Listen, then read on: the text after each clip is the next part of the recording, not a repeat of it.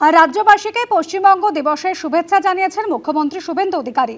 আজ 20শে জুন পশ্চিমবঙ্গের ইতিহাসে এক অত্যন্ত গুরুত্বপূর্ণ দিন এবং বাঙালির ভাগ্য নির্ধারক দিন।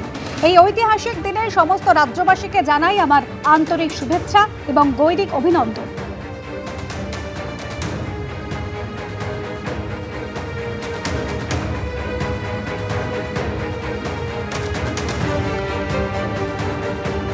গোটা কলকাতা জুড়ে সিটি অফ জয় জুড়ে যোগা যোগা যোগা। আর মাননীয় প্রধানমন্ত্রীকে আমরা স্বাগত জানাবো, স্বচ্ছতা সে স্বাগত। আগামীকাল ঠিক সূর্য ডোবার পরে সন্ধেবেলা 500 নৌকায় বিশেষ যোগের প্রচার হবে। আপনারা গঙ্গা বক্ষের ধারে পাশে দাঁড়িয়ে সবাই তাদেরকে উৎসাহিত করবেন, উপভোগ করবেন। কালকে সন্ধ্যাবেলা সূর্যাস্তের পরে কলকাতা জুড়ে শুধু ঋষি মুনি বন্দে যোগ চারিদিকে ড্রোনের মাধ্যমে আলোকিত করে দেওয়া হবে কলকাতাকে। দুদিনের রাজ্য সফর প্রধানমন্ত্রী নরেন্দ্র মোদীর। আজ পশ্চিমবঙ্গ দিবস। সেই পশ্চিমবঙ্গ দিবসের মাহাত্ম্য বাংলায় এর আগে বর্ণনা করেছেন প্রধানমন্ত্রী নরেন্দ্র মোদী পশ্চিমবঙ্গ সফরে আসার আগে। বাংলায় পোস্ট করেছেন কেন্দ্রীয় স্বরাষ্ট্রমন্ত্রী অমিত শাহ। আজ দুপুরে পশ্চিমবঙ্গ দিবস উদযাপন হবে।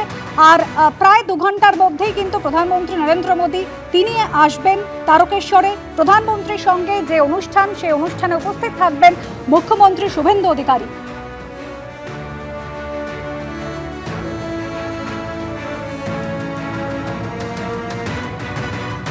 আর কিছুক্ষণ পরে প্রধানমন্ত্রী নরেন্দ্র মোদী আসবেন তারকেশ্বরের যে মাঠে পশ্চিমবঙ্গ দিবস পালন করতে। তার ঠিক পাশেই আমরা রয়েছি, এখানে বহু বিজেপি নেতা কর্মী রয়েছেন। বাঙালির পোশাকে পাঞ্জাবি ধুতি পরে হলুদ, কমলা এবং গেরুয়া, তার মধ্যে লেখা আছে বিকশিত পশ্চিমবঙ্গ, বিকশিত ভারত, পশ্চিমবঙ্গ দিবস 20 জুন।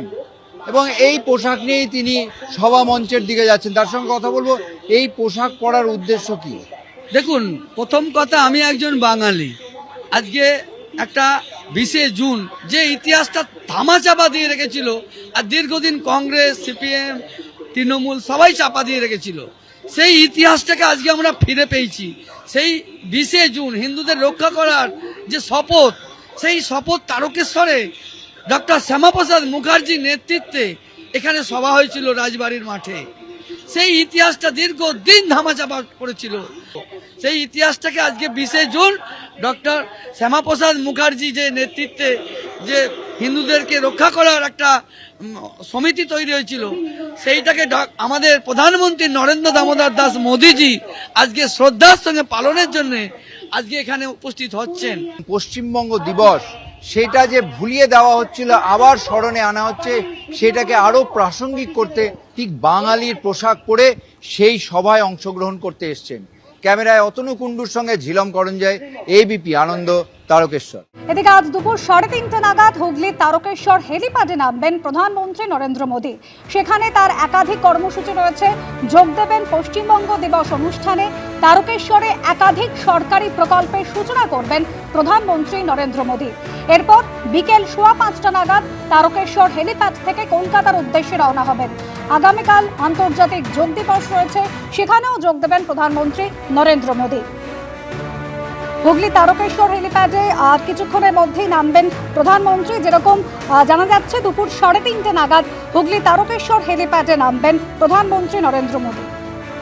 আজ 20শে জুন পশ্চিমবঙ্গ দিবস অনুষ্ঠান, সেই অনুষ্ঠানে যোগ দিতে চলেছেন প্রধানমন্ত্রী।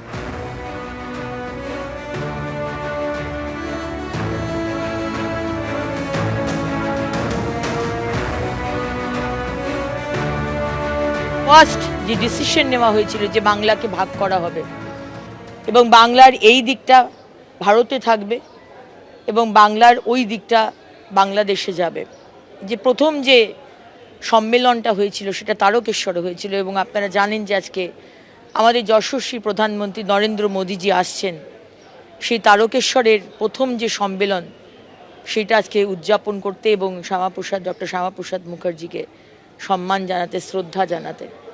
সুতরাং আজকে আমাদের অত্যন্ত আনন্দের দিন এবং সমস্ত পশ্চিমবঙ্গের মানুষের জন্য, সে বাঙালি অবাঙালি, পশ্চিমবঙ্গে যারা থাকে তারাই বাঙালি।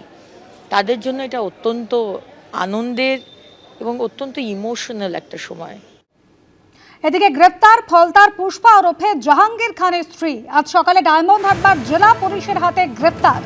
গাড়ি থেকে পালানোর সময় বিষ্ণুপুর থানা এলাকার জুলপিয়া রোড থেকে তাকে গ্রেপ্তার করা হয়েছে এমনই দাবি করা হচ্ছে পুলিশের তরফ থেকে। এর আগে জাহাঙ্গীর খানকে পুলিশের হাত থেকে ছাড়ানোর নামে থানায় তাণ্ডবের চেষ্টার অভিযোগ ছিল। এই জাহাঙ্গীর খানের স্ত্রীর নামে একাধিক অভিযোগ দায়ের করা হয়েছিল, বেআইনি জমায়েত করা হয়েছিল এবং আগের রাতে জাহাঙ্গীর খানের স্ত্রী তিনি গোপন বৈঠক করেছিলেন, লোক জড়ো করেছিলেন এমন অভিযোগ রয়েছে। গোপন বৈঠকের পরের দিন থানায় জমায়েতের পরিকল্পনা চূড়ান্ত হয় এমনই দাবি পুলিশের এবং সেই অভিযোগের পরিপ্রেক্ষিতে আজ গ্রেপ্তার করা হয়েছে জাহাঙ্গীর খানের স্ত্রীকে। দেখতে পাচ্ছেন সেই ছবি যখন পুলিশ তাকে ধরে নিয়ে যাচ্ছে। ডায়মন্ড হারবার জেলা পুলিশ তাকে গ্রেপ্তার করে গাড়ি করে পালানোর চেষ্টা করেছিলেন জাহাঙ্গীর খানের স্ত্রী এবং সেই সময় তাকে গ্রেপ্তার করা হয়।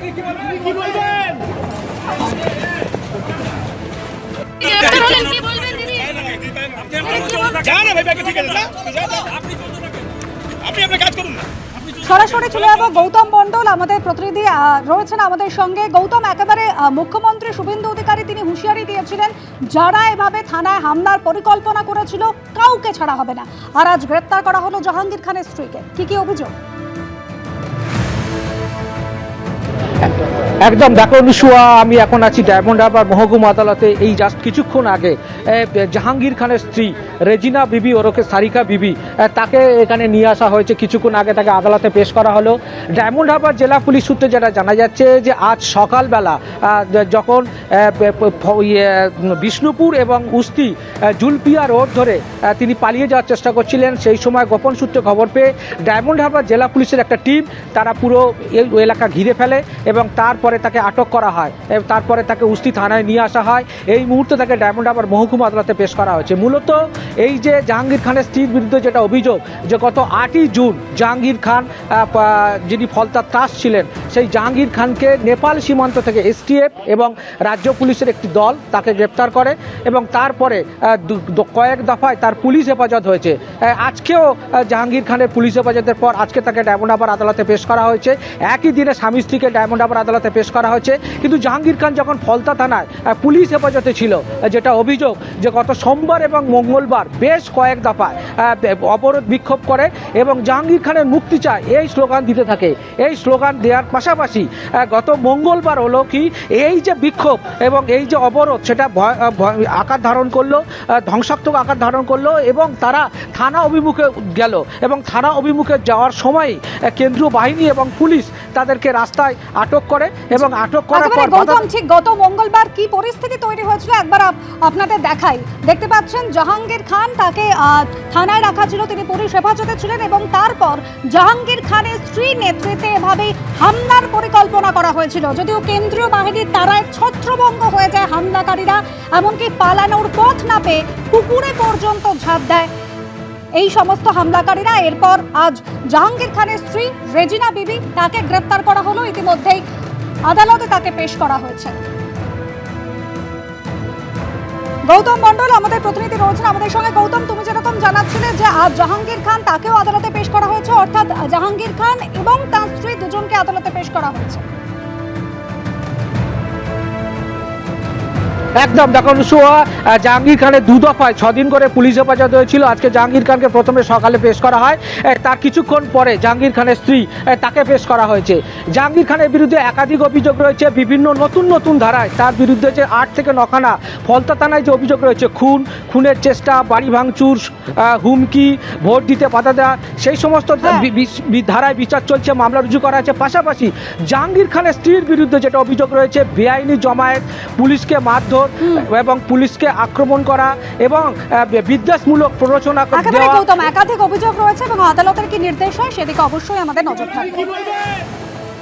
শোভনদেব চট্টোপাধ্যায় তিনি কিন্তু বলছেন মিটিং এর দিন একজন বাদে প্রত্যেকে উপস্থিত রয়েছিলেন, আর সিআইডি আধিকারিকরা তারা বলছেন এখনো বেশ কিছু জায়গায় ধোঁয়াশা রয়েছে, তাই শোভনদেব চট্টোপাধ্যায়কে জিজ্ঞাসাবাদ করা হয়েছে। আর এই জিজ্ঞাসাবাদ নিয়ে কেন্দ্রীয় প্রতিমন্ত্রী সুকান্ত মজুমদার কি বলেছেন শোনা।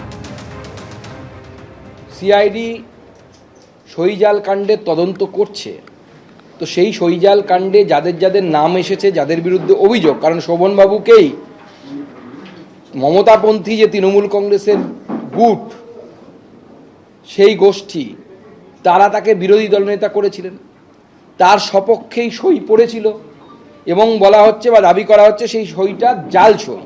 স্বাভাবিকভাবে সিআইডি তদন্তের আওতায় তাকে তো আনবেই, কারণ তার নামেই সইটা হয়েছিল, তার পক্ষে সইটা হয়েছিল, তো তাকে তো জিজ্ঞেস করবে। তো খারাপ লাগছে।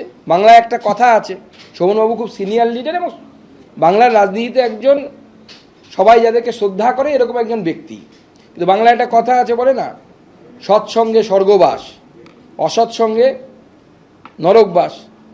সই জালিয়াতি কাণ্ডে প্রায় আধ ঘন্টা জিজ্ঞাসাবাদ করা হলো শোভনদেব চট্টোপাধ্যায়কে। তাকে জিজ্ঞাসাবাদ করা হয়েছে এবং কালীঘাট তৃণমূলের প্রস্তাবিত পরিষদীয় দলনেতার বাড়িতে আজ সকালে পৌঁছান সিআইডি আধিকারিকরা। শোভনদেব চট্টোপাধ্যায় কি জানিয়েছেন শোনাব। আমার সঙ্গে আমি কোনো কথা হয়েছে কি হয়েছে কিছু বলতে পারবো না, যা বলেছেন বলে দিয়ে গেছেন ওনারা, এর বেশি আমার কিছু বলার নেই। কোর্টে কেস আছে, আমি একটা শব্দও বলবো না, কোনো কথাই বলবো না, সেটা ওদের থেকে জিজ্ঞেস করে নাও না। আমি সহযোগিতা করছি কিনা তো ওরা বলবেন। 200% সহযোগিতা করেছি, আগামী দিনেও করব, এর বেশি আমার কিছু বলার নেই। এখনো নয়, সবই মানে যারা করেছেন তারা ইন্টারেস্ট নিয়ে এসে করেছেন, যা করেছেন আমাদের ভাবনার মধ্যে ওইগুলো ছিল না। যারা করেছেন, কমপ্লেন করতে গেছেন স্পিকারের কাছে, তারাই এগুলো করে দিয়ে গেছেন। এটা আমাদের অবিশ্বাসের জায়গায় ছিল না কেউই, আমরা সকলকে বিশ্বাস করে মিটিংয়ে ডেকেছিলাম। তারা কারা করে দিয়ে গেছে, যারা তাড়াতাড়ি চলে গেছে সইটা করেই, এখানে জাল সইটা করে দিয়েই চলে গেছেন সোজাসুজি স্পিকারের কাছে। ছিল তো উপস্থিত, তারিখের মিটিং এ সবাই ছিল, একজন মাত্র ছিল না, যেটা আমি যতদূর জানি। তাদের সই এটা নয়। আমি আবারও বলছি, যদি আজও নেই আমাকে, আমি এখনো চাই না। কালীঘাট তৃণমূলের প্রস্তাবিত পরিষদীয় দলনেতার বাড়িতে সিআইডি, শোভনদেব চট্টোপাধ্যায়ের বাড়িতে পৌঁছন সিআইডি আধিকারিকরা। সই জালিয়াতি কাণ্ডে শোভনদেব চট্টোপাধ্যায়কে জিজ্ঞাসাবাদ সিআইডি আধিকারিকদের। ভিডিওগ্রাফার সহ প্রায় আধ ঘন্টা ধরে শোভনদেব চট্টোপাধ্যায়কে জিজ্ঞাসাবাদ করা হয়েছে। আমাদের প্রতিনিধি পার্থপ্রতিম ঘোষ সরাসরি রয়েছেন আমাদের সঙ্গে। পার্থপ্রতিম, এই সই জালিয়াতি কাণ্ডে এর আগে ভবানী ভবনে ডেকে অভিষেক বন্দ্যোপাধ্যায়কে জিজ্ঞাসাবাদ করা হয়েছে, কুণাল ঘোষ, ফিরহাদ হাকিম তারাও জিজ্ঞাসাবাদের সম্মুখীন হয়েছিলেন। এবার শোভনদেব চট্টোপাধ্যায়ের কাছ থেকে কি জানতে চাইলেন সিআইডি আধিকারিকরা? দেখুন, সই জালিয়াতির যে মামলা, সেই মামলায় ইতিমধ্যেই কিন্তু অনেককে জিজ্ঞাসাবাদ করা হয়েছে। তার মধ্যে অভিষেক বন্দ্যোপাধ্যায়কে দুবার ভবানী ভবনে ডেকে জিজ্ঞাসাবাদ করা হয়েছে, কুণাল ঘোষকেও জিজ্ঞাসাবাদ করা হয়েছে। এবং এই যে সই জালিয়াতির যে মামলা, সেই মামলায় অভিষেক বন্দ্যোপাধ্যায়ের চিঠি পাঠায় বিধানসভা স্পিকারের কাছে, যে চিঠিটা হচ্ছে 20 মে, এবং সেই চিঠিতে একেবারে তারা প্রস্তাব করে পাঠায় যে লিডার অফ অপোজিশন অর্থাৎ বিরোধী দলনেতা করা হচ্ছে শোভনদেব চট্টোপাধ্যায়কে, অন্যদিকে হচ্ছে অন্য দুই পদে হচ্ছে নয়না বন্দ্যোপাধ্যায়, অসীমা পাত্রকে, এবং চিফ হুইপ করা হচ্ছে সেখানে হচ্ছে ফিরহাদ হাকিমকে। এবং এই চিঠি যায় এবং তার পরবর্তীকালে তুমি জানো যে রেজুলেশন বুকের যে সই হয়েছিল, যে এই এনাদেরকে কিন্তু এই পদে তারা মনোনীত করেছেন, একেবারে সবার সিদ্ধান্ত এটাই নিয়েছে। কিন্তু তার পাশাপাশি হচ্ছে এইখানে অভিযোগ ওঠে যেটা সই জালিয়াতির মামলা এবং বিধানসভায়, এবং সেই মামলার পরিপ্রেক্ষিতে এই যে রেজুলেশন বুকের কপির খোঁজে এখনও সিআইডি করছে, একাধিককে জিজ্ঞাসাবাদ করা হয়েছে। এবং সেখানে শোভনদেব চট্টোপাধ্যায় করা হয়েছিল পরিষদীয় দলনেতা বা বিরোধী দলনেতা করা হয়েছিল যেমন, এবং তার পরবর্তীকালে শোভনদেব চট্টোপাধ্যায় যে সই, অর্থাৎ যে 70 জন বিধায়ক সই করেছেন, তার মধ্যে বালিগঞ্জ বিধানসভা কেন্দ্র থেকে জয়ী শোভনদেব চট্টোপাধ্যায় সই ছিল একেবারে প্রথমে। অর্থাৎ সিআইডি জানাচ্ছে তারা হচ্ছে বিভিন্ন যারা বিধায়ক তাদেরকে জিজ্ঞাসাবাদ করেছে, অভিষেক বন্দ্যোপাধ্যায়কে জিজ্ঞাসাবাদ করেছে, করে এখনও অনেকগুলো জায়গায় তাদেরকে ধোঁয়াশা রয়েছে এই সই জালিয়াতির মামলায়। অরিজিনাল রেজুলেশন বুক কোথায় সেইটা এখনও পর্যন্ত সিআইডি পায়নি, এবং সেই মর্মেই তারা, তুমি দেখেছো কয়েকদিন আগে চিফ হুইপ করা হয়েছিল ফিরহাদ হাকিমকে, ফিরহাদ হাকিম বিধায়কও তার বাড়িতে গিয়েও কিন্তু সিআইডি আধিকারিকরা জিজ্ঞাসাবাদ করেন। এবারে যাকে বিরোধী দলনেতা হিসেবে প্রস্তাব করা হয়েছিল অর্থাৎ কালীঘাট তৃণমূলের তরফ থেকে, সেক্ষেত্রে সেই শোভনদেব চট্টোপাধ্যায় বাড়িতে আজকে সিআইডির টিমের সদস্যরা তারা গিয়ে পৌঁছান। 11টা নাগাদ তারা গিয়ে পৌঁছান এবং প্রায় আধ ঘন্টা সিআইডির টিম তারা শোভনদেব চট্টোপাধ্যায়কে জিজ্ঞাসাবাদ করেন এবং তার পরবর্তীকালে সেখান থেকে তারা বেরিয়ে যান। শোভনদেব চট্টোপাধ্যায়ের যে বাড়ি অর্থাৎ ভবানীপুরের যে বাড়ি, সেই বাড়িতেই কিন্তু সিআইডির টিমের সদস্যরা পৌঁছান এই সই জালিয়াতি মামলায় শোভনদেব চট্টোপাধ্যায়কে জিজ্ঞাসাবাদ করার জন্য। অনুসূয়া, ধন্যবাদ পার্থপ্রতিম। এবিপি আনন্দ এগিয়ে থাকে, এগিয়ে রাখে।